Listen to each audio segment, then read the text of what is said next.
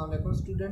Students आज हम आपका टॉपिक नंबर 2.3 करने जा रहे हैं जो कि है product of two vectors. Students, जैसे मैंने आपको स्टार्ट में बताया था कि वेक्टर्स को हम सिंपल जिस तरीके से नंबर्स को ऐड करते हैं या मल्टीप्लाई करते हैं या डिवाइड करते हैं, उस तरीके से आप वेक्टर्स को ऐड या मल्टीप्लाई नहीं कर सकते, बल्कि उसके लिए आपको एक स्पेशल मेथडोलॉजी यूज़ करनी पड़ेगी जिसको हम कहते हैं वेक्टर अलजेब्रा। तो स्टूडेंट्स, हमने पिछले टॉपिक्स में देखा था कि वेक्टर्स को ऐड या सब्ट्रैक्ट कैसे करते हैं। तो इस टॉपिक में स्टूडेंट्स हमने उसी तरीके से देखना है कि अगर हमारे पास दो वेक्टर्स हैं तो उनको हम मल्टीप्लाई किस तरह से कर सकते हैं। तो स्टूडेंट्स, कोई से भी दो वेक्टर्स को मल्टीप्लाई करने के लिए हमारे पास दो मेथड्स होते हैं। उन दो मेथड्स को अगर हम सेपरेटली लिखें, एक को हम कहते हैं स्केलर या डॉट प्रोडक्ट, स्केलर या डॉट प्रोडक्ट कहते हैं एक मेथड को स्टूडेंट्स, और जो दूसरा मेथड होता है उसको हम कहते हैं वेक्टर या क्रॉस प्रोडक्ट। स्टूडेंट, हम इनको ये नाम क्यों देते हैं, उसकी एक वजह है। उसकी वजह स्टूडेंट्स ये है कि जो स्केलर प्रोडक्ट है, जब हम दो वेक्टर्स को इस मेथड के ज़रिए मल्टीप्लाई करते हैं तो उनका जो हमारे पास आंसर आता है स्टूडेंट, वो एक स्केलर क्वांटिटी आती है, एक स्केलर क्वांटिटी आती है जो हमारे पास इन दो वेक्टर्स के स्केलर प्रोडक्ट का आंसर होता है। जबकि स्टूडेंट, जब हम वेक्टर प्रोडक्ट के थ्रू जब हम किसी दो वेक्टर्स को मल्टीप्लाई करते हैं तो उनका जो हमारे पास आंसर आता है वो हमारे पास स्टूडेंट्स एक वेक्टर क्वांटिटी आती है, एक वेक्टर क्वांटिटी आती है। स्टूडेंट, अगर इनका मैं शॉर्ट इंट्रोडक्शन दूं दोनों मेथड्स का, तो स्टूडेंट्स अगर लेट्स सपोज हमारे पास कोई से दो वेक्टर्स हैं ए और बी, उन दोनों को आपने मल्टीप्लाई करना है तो उनको आप मल्टीप्लाई करने के आपके पास दो मेथड्स हैं। एक तो हो गया स्टूडेंट्स डॉट प्रोडक्ट या स्केलर प्रोडक्ट। तो स्टूडेंट्स, जैसे नाम से आपको जाहिर है कि डॉट प्रोडक्ट, तो डॉट प्रोडक्ट में स्टूडेंट जो हम सिंबल यूज़ करेंगे, दो वेक्टर्स के दरमियान एक डॉट को यूज़ करेंगे। और स्टूडेंट्स, ये जो प्रोडक्ट होता है ये हमारे पास होता है equal a b cos of theta के। स्टूडेंट्स याद रखिएगा कि ये जो हमारे पास दो हैं ए और बी, ये हमारे पास स्टूडेंट्स हैं वेक्टर्स,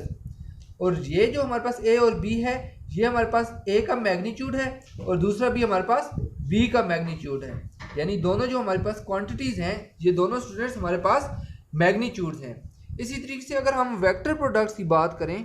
तो वेक्टर प्रोडक्ट में हमारे पास जैसे नाम से जाहिर है, नाम में भी है क्रॉस प्रोडक्ट, तो इसके अंदर जो हम सिंबल यूज़ करते हैं वो करते हैं क्रॉस का, ए क्रॉस बी, और ये इक्वल होता है students a b sine of theta n unit vector. Students, फिर इस केस में भी याद रखिएगा कि ये ए और बी हमारे पास वेक्टर्स होते हैं जो हमने मल्टीप्लाई करने होते हैं, और आंसर के अंदर स्टूडेंट्स ये ए और बी उन वेक्टर्स का मैग्नीट्यूड होता है, जबकि जो हमारे पास थीटा होता है, ये थीटा वो एंगल होता है जो हमारे पास वेक्टर्स के दरमियान होता है। और स्टूडेंट, क्योंकि ये हमारे पास वेक्टर प्रोडक्ट का एक जो आंसर है वो भी एक वेक्टर होना चाहिए, तो इसलिए स्टूडेंट्स इधर आखिर पे आपके पास एक एन यूनिट वेक्टर हमने लिखा है, यानी कि इसका जो आंसर होगा वो हमारे पास एक वेक्टर क्वांटिटी होगी। जबकि यहाँ पे स्टूडेंट देखें आप, ए और बी हमारे पास क्या है, ए मैग्नीट्यूड है, बी भी मैग्नीट्यूड है, और cos थीटा भी हमारे पास कोई ना कोई हमें नंबर देगा। ए भी हमारे पास नंबर है, बी भी नंबर है, और ये भी हमारे पास कोई ना कोई नंबर देगा। तो ये हमारे पास स्टूडेंट एक स्केलर क्वांटिटी आएगी या स्केलर आंसर आएगा, और ये जो हमारे पास आंसर आएगा स्टूडेंट, ये हमारे पास एक वेक्टर आंसर आएगा। तो ये इनका स्टूडेंट एक शॉर्ट सा इंट्रोडक्शन था। अब हम ब्रीफली देखते हैं कि हमारे पास स्केलर प्रोडक्ट क्या होता है और वेक्टर प्रोडक्ट क्या होता है। तो स्टूडेंट, सबसे पहले हम देखेंगे स्केलर प्रोडक्ट को, और वेक्टर प्रोडक्ट के लिए स्टूडेंट मैं एक अलग से वीडियो बनाऊंगा क्योंकि टॉपिक्स थोड़े से लेंथी हैं, और स्टूडेंट ये टॉपिक्स लॉन्ग क्वेश्चन के पॉइंट ऑफ व्यू से, paper exam point of view से बहुत ही इंपॉर्टेंट है। तो स्टूडेंट, आपने इनको बहुत गौर से और बहुत ध्यान से समझना है। तो स्टूडेंट, पहले हम चलते हैं स्केलर प्रोडक्ट की तरफ। Scalar product, student scalar product का जैसे मैंने आपको पहले फार्मूला बताया था कि दो वेक्टर्स हैं कोई भी ए डॉट बी, तो उनका जब भी आपने डॉट प्रोडक्ट लेना है तो उनके जो आपके पास आंसर आएगा, ए का मैग्नीट्यूड, बी का मैग्नीट्यूड और कॉज ऑफ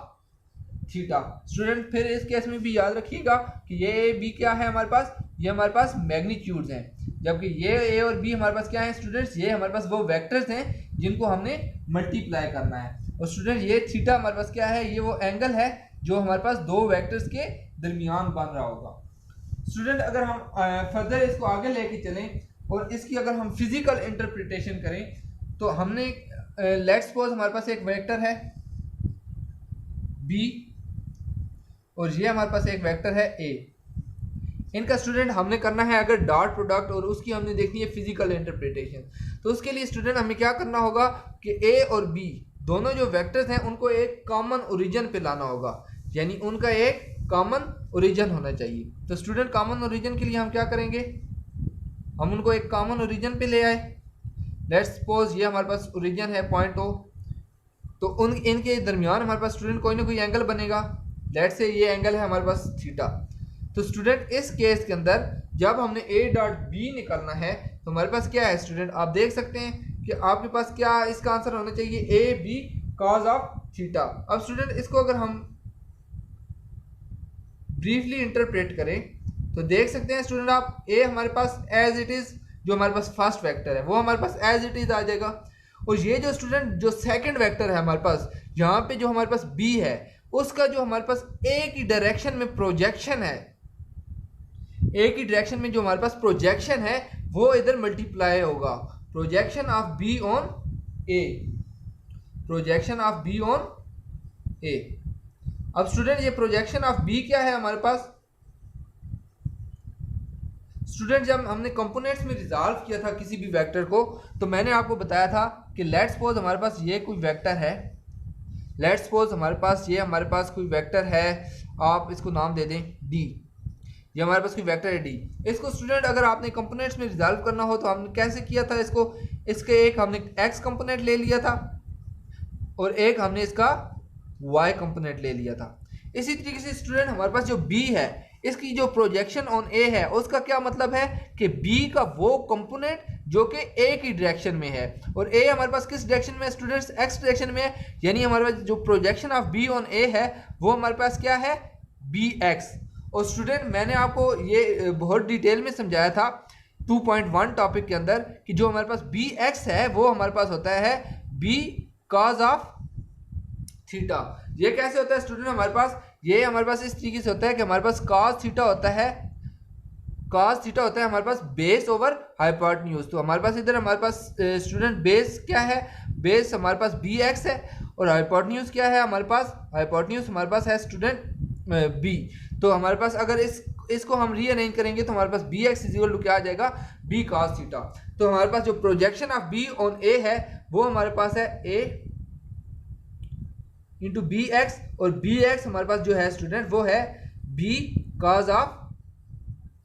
थीटा। इसी चीज को स्टूडेंट अगर हम और मजीद डिटेल में इंटरप्रेट करना चाहें तो हम इसको ये भी कह सकते हैं कि ए डॉट बी जो हमारे पास होता है वो इक्वल होता है magnitude of A multiply by magnitude of component of B, magnitude of component of B, component of B in the direction of A, यानी बी के उस कंपोनेंट का मैग्नीट्यूड जो कि ए की डायरेक्शन में है, इन द डायरेक्शन ऑफ ए। तो इधर स्टूडेंट ए की डायरेक्शन में बी का कौन सा कंपोनेंट है बी एक्स, तो हमारे पास इधर फिर हम इसको उसी तरीके से लिखेंगे ए बी एक्स और बी एक्स हमारे पास किस चीज की इक्वल होता है स्टूडेंट बी cos थीटा, तो ये हमारे पास आ जाएगा बी cos ऑफ थीटा के। तो स्टूडेंट जहां तक हमारे पास ये बात हो गई स्केलर प्रोडक्ट की। अब स्टूडेंट स्केलर प्रोडक्ट की कुछ ना कुछ हमारे पास प्रॉपर्टीज हैं, वो हमारे पास प्रॉपर्टीज क्या है student, exam point of view के से भी ये हमारे पास बहुत इंपॉर्टेंट है। प्रॉपर्टीज ये हैं स्टूडेंट, कैरेक्टरिस्टिक्स अगर हम देखें तो हमारे पास स्टूडेंट 5 मेन कैरेक्टरिस्टिक्स हैं इसकी। नंबर 1 ये है कि हमारे पास क्या होता है ए डॉट बी, हमारे पास क्या होता है ए डॉट बी अगर निकालना हो स्टूडेंट तो हमारे पास होता है a b cos of theta, यानी फर्स्ट वेक्टर और बी कॉज ऑफ थीटा। इसी तरह हमारे पास स्टूडेंट बी डॉट ए क्या है, बी डॉट ए हमारे पास क्या होगा, बी डॉट ए हमारे पास बी ए कॉस थीटा होगा। लेकिन स्टूडेंट्स आप देख सकते हैं कि ए भी हमारे पास मैग्नीट्यूड है, यानी कोई ना कोई नंबर होगा, और बी भी कोई ना कोई नंबर होगा। तो स्टूडेंट लेट्स सपोज अगर ए हमारे पास 5 हो और बी हमारे पास 2 हो, तो 5 इंटू 2 लिखें या 2 इंटू 5 लिखें, तो आंसर हमारे पास स्टूडेंट सेम ही आएगा, यानी कि 10। तो स्टूडेंट इस केस में भी अगर हम बी ए लिखें या ए बी लिखें, ए बी कास थीटा, तो हमारे पास आंसर सेम आएगा। अब student a b cos theta हमारे पास किस चीज की इक्वल था, ए डॉट बी की इक्वल, यानी स्टूडेंट इसको हम ये भी लिख सकते हैं कि बी डॉट ए जो होता है वो हमारे पास होता है इक्वल ए डॉट बी की इक्वल। तो इस प्रॉपर्टी को स्टूडेंट हम कहते हैं कि ये हमारे पास कम्यूटेटिव प्रॉपर्टी होल्ड करती है डॉट प्रोडक्ट के अंदर। तो फर्स्ट प्रॉपर्टी स्टूडेंट आपकी क्या हो गई कि आपका जो डॉट प्रोडक्ट होता है वो हमारे पास कम्यूटेटिव होता है। डॉट प्रोडक्ट आपका कम्यूटेटिव होता है। कम्यूटेटिव का क्या मतलब मैंने आपको बताया कि a dot b is equal to b dot a होता है, यानी कि इसके अंदर वेक्टर्स की जो हमारे पास ऑर्डर है कि फर्स्ट में कौन सा है और सेकंड में कौन सा है, या सेकंड में कौन सा है और फर्स्ट में कौन सा है, वो मैटर नहीं करता। तो इसी तरीके से स्टूडेंट जो आपकी सेकंड प्रॉपर्टी है वो ये है कि अगर आपके पास दो म्यूचुअली परपेंडिकुलर वेक्टर्स हों, लेट्स सपोज आपके पास वेक्टर ए इस डायरेक्शन में है और वेक्टर बी आपके पास इस डायरेक्शन में है, यानी म्यूचुअली परपेंडिकुलर का क्या मतलब कि उनके दरमियान एंगल 90 डिग्री हो, तो हमारे पास क्या होगा स्टूडेंट, अगर हमारे पास म्यूचुअली परपेंडिकुलर हो वेक्टर्स, तो हमारे पास परपेंडिकुलर हो अगर स्टूडेंट, इस केस में आपको पता है ए डॉट बी हमारे पास किस चीज की इक्वल होता है, a b cos of theta, a b cos of theta. और अगर हमारे पास म्यूचुअली परपेंडिकुलर दो वेक्टर हों तो हमें पता है कि म्यूचुअली परपेंडिकुलर वेक्टर्स के दरमियान एंगल कितना होगा, 90 डिग्री। तो इसको हम लिख सकते हैं student A dot b is equal to a b cos 90, और स्टूडेंट जो cos 90 की वैल्यू होती है हमारे पास वो होती है हमारे पास 0 डिग्री, 0 होता है cos 90 हमारे पास cos 90 इज इक्वल टू 0। तो स्टूडेंट 0 जब ए बी से मल्टीप्लाई होगा तो ये भी हमें दे देगा 0, यानी दो म्यूचुअली परपेंडिकुलर वेक्टर्स का जो डॉट प्रोडक्ट होता है वो हमारे पास 0 की इक्वल होता है। इसी तरीके से स्टूडेंट अगर हम थर्ड प्रॉपर्टी की तरफ जाएं, बल्कि स्टूडेंट्स एक और बात इधर बताना चाहूँगा कि हमारे पास जो यूनिट वेक्टर्स होते हैं वो हमारे पास क्या होते हैं स्टूडेंट्स, आपके पास जो एक्स एक्सिस होता है उसकी डायरेक्शन में हमारे पास आई यूनिट वेक्टर होता है, वाई एक्सिस की डायरेक्शन में हमारे पास जे यूनिट वेक्टर होता है, और जेड एक्सिस की डायरेक्शन में हमारे पास के यूनिट वेक्टर होता है। तो स्टूडेंट क्योंकि ये जो एक्सिस होते हैं ये मैंने आपको बताया था कि ये तीनों एक दूसरे के म्यूचुअली परपेंडिकुलर होते हैं, यानी इन तीनों के दरमियान हमारे पास 90 डिग्री होता है। ये मैंने आपको कुछ इस तरीके से एक्सप्लेन किया था कि एक्स एक्सिस अगर इस डायरेक्शन में हो, वाई एक्सिस इस डायरेक्शन में हो, तो जेड एक्सिस इस डायरेक्शन में होगा, यानी इन तीनों के दरमियान जो बनने वाला एंगल है वो 90 डिग्री होगा। तो स्टूडेंट जब यूनिट वेक्टर्स की बात करें तो आई डॉट जे इन दोनों के दरमियान भी हमारे पास 90 डिग्री होता है, जे डॉट के दरमियान भी हमारे पास 90 डिग्री होता है, और के डॉट आई के दरमियान भी हमारे पास 90 डिग्री होता है, क्योंकि के और आई के दरमियान। तो इसलिए इन तीनों का जो डॉट प्रोडक्ट है वो हमारे पास 0 आएगा। स्टूडेंट अगर हम अब थर्ड प्रॉपर्टी की तरफ जाएं अपनी, तो थर्ड प्रॉपर्टी है हमारे पास स्टूडेंट कि जो अगर हमारे पास दो पैरेलल वेक्टर्स हों, ये तो हमारे पास स्टूडेंट थे परपेंडिकुलर वेक्टर्स। पैरेलल वेक्टर्स की अगर बात करें तो पैरेलल का क्या मतलब होता है स्टूडेंट, अगर लेट्स सपोज एक लाइन यूं जा रही है तो दूसरी लाइन भी बिल्कुल इसी डायरेक्शन में जा रही होगी। तो जब दो चीज़ें अगर सेम डायरेक्शन में स्टूडेंट जा रही हों तो उनके दरमियान जो बनने वाला एंगल होता है थीटा, वो हमारे पास होता है स्टूडेंट 0 डिग्री। तो स्टूडेंट ए डॉट बी हमारे पास किस चीज़ की इक्वल होता है, ए डॉट बी हमारे पास इक्वल होता है a b cos of theta के। अब थीटा हमारे पास क्या है, जब पैरेलल का केस है तो थीटा हमारे पास है 0 डिग्री। जब थीटा 0 डिग्री है तो हमारे पास स्टूडेंट क्या होगा, a dot b is equal to cos 0 जो होता है हमारे पास स्टूडेंट्स, कॉस 0 होता है, कॉस 0 डिग्री जो होता है हमारे पास वो हमारे पास होता है 1 की इक्वल। ये स्टूडेंट 0 है, cos 0 हमारे पास 1 की इक्वल होता है, तो 1 इधर पुट करेंगे तो a डॉट बी जो होगा वो सिंपली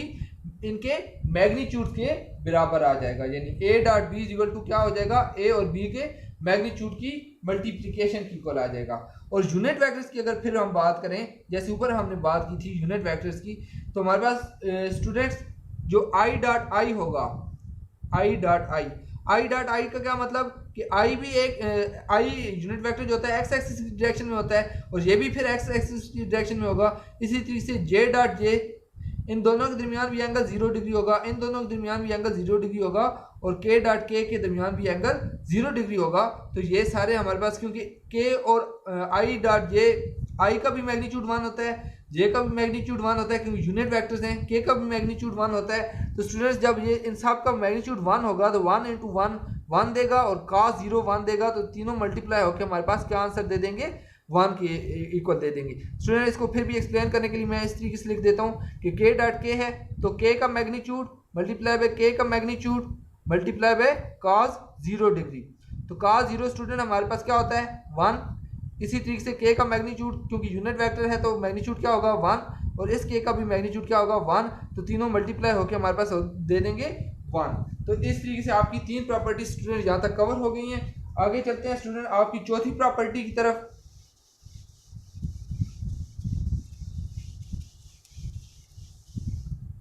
चौथी प्रॉपर्टी आपकी स्टूडेंट ये है कि self product of a vector.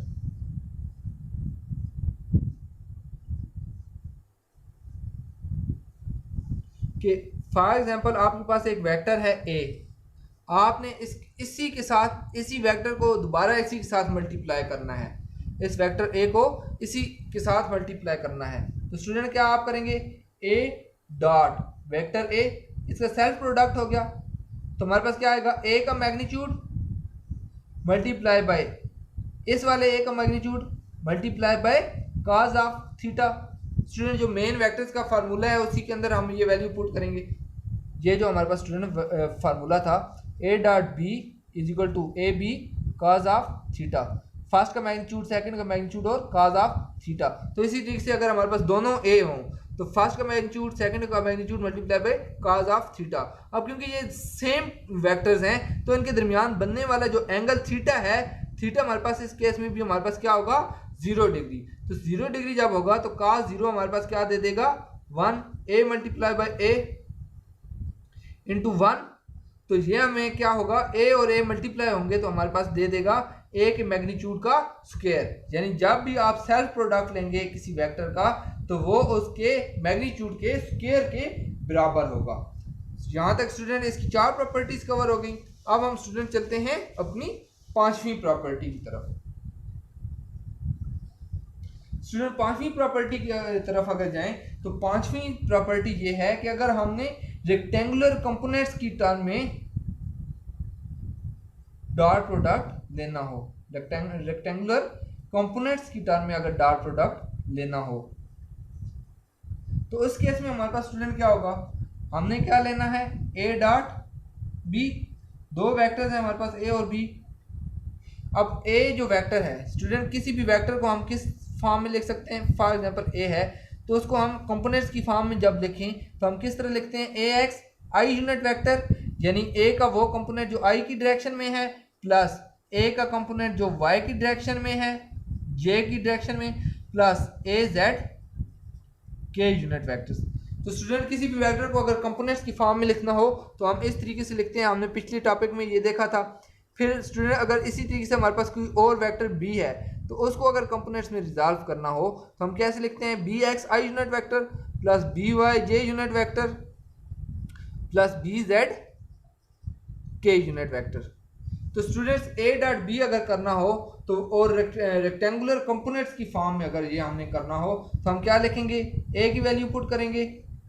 ax i unit vector plus ay j unit vector plus az k unit vector. Student simply इस a की वैल्यू पुट कर दी, डॉट प्रोडक्ट और b की वैल्यू पुट करेंगे, bx i यूनिट वेक्टर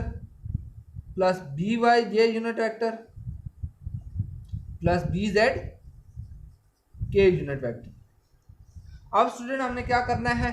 अब हमारे पास ये जितनी भी टर्म्स हैं उन सब को आपस में एक बार मल्टीप्लाई करना है। पहले इसको इसके साथ मल्टीप्लाई करेंगे, फिर इसी को इसके साथ मल्टीप्लाई करेंगे, फिर इसी को हम इसके साथ मल्टीप्लाई करेंगे। तो देखते हैं स्टूडेंट कैसे होता है हमारे पास। जब ax और bxi इनका जब हमने डॉट प्रोडक्ट लिया तो हमारे पास क्या आया, ए एक्स बी एक्स, और साथ में डॉट प्रोडक्ट किस चीज का आया, आई डॉट आई, क्योंकि स्टूडेंट्स ये जो कंपोनेंट्स हैं ये तो हमारे पास कोई भी नंबर्स हैं, वेक्टर्स हमारे पास कौन से हैं, आई यूनिट वेक्टर और आई यूनिट वेक्टर, और इनका हमने जो पिछली प्रॉपर्टी देखी थी, जो हमारे पास था, जो हमारे पास थर्ड प्रॉपर्टी थी, उसके अंदर हमने देखा था आई डॉट आई हमारे पास किस चीज की इक्वल होता है स्टूडेंट, 1 की इक्वल होता है, और जो हमारे पास सेकंड प्रॉपर्टी थी उसके अंदर हमने देखा था I dot J, J dot के या के डॉट आई जो हमारे पास होता है वो होता है 0 के इक्वल। अब स्टूडेंट आप देखें यहाँ पे हमारे पास क्या है, आई डॉट आई, तो आई डॉट आई तो 1 की इक्वल आ जाएगा, तो ये हमारे पास सिंपली क्या आ जाएगा, ए एक्स बी एक्स प्लस, अब स्टूडेंट ए एक्स आई है और इधर बी वाई जे है, ए एक्स और बी एक्स, तो ए एक्स और बी वाई तो हमारे पास नंबर है स्टूडेंट, बाहर आ जाएंगे। जब हमारे पास आई डॉट जे आएगा तो वो हमारे पास स्टूडेंट क्या देगा, हमें 0 देगा, और वो 0 जब ए एक्स और बी वाई से मल्टीप्लाई होगा तो वो हमें क्या दे देगा, 0। अब इसी तरीके से जो ए एक्स आई है इसको अगर बी जेड के साथ थर्ड वाली के साथ मल्टीप्लाई करें तो ए एक्स, ये अगर हम ये निकालें A X I dot B Y J unit vector, तो ये किस चीज की इक्वल होगा स्टूडेंट, ए एक्स और बी वाई तो हमारे पास क्या है,